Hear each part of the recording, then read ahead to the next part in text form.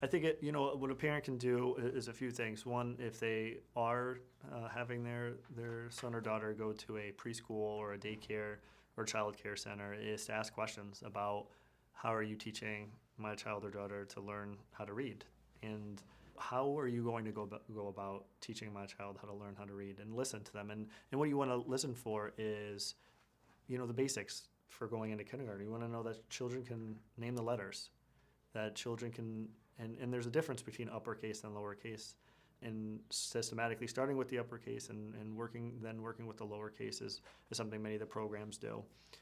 Also, so being able to identify letters is really important. But I think one of the things that many people forget about is also the sounds that the letters make. And so it's really teaching, I think, at that early stages, the sounds letters make, and also working with not just the spoken language, but also the written language. So how are the programs how are the programs combining letter naming and letter sounds with actual writing, and writing their name and sounding it out?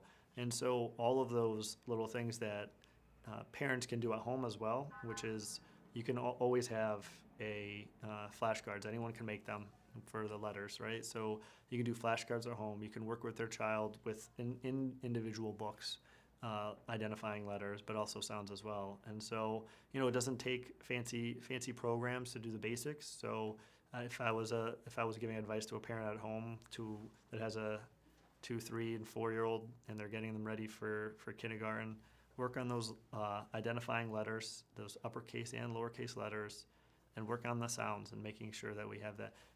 And we all have, many of us have access to the local libraries. Many of us have access to the internet in some cases. And so, if you're unsure of that, there's plenty of research out there. There's plenty of understanding teachers, students and parents and community members can do. One of the things we've also done is engage our local physicians as well to ask questions about reading and reading at home, and how often are you doing it.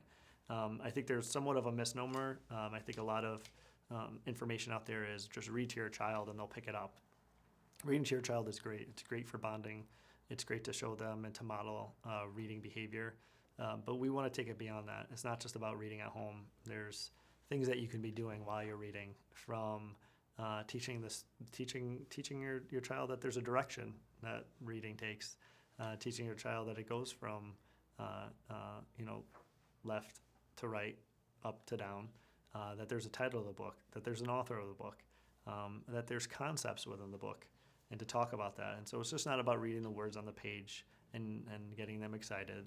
At the same time, you can be teaching them concepts about print and about reading foundational skills.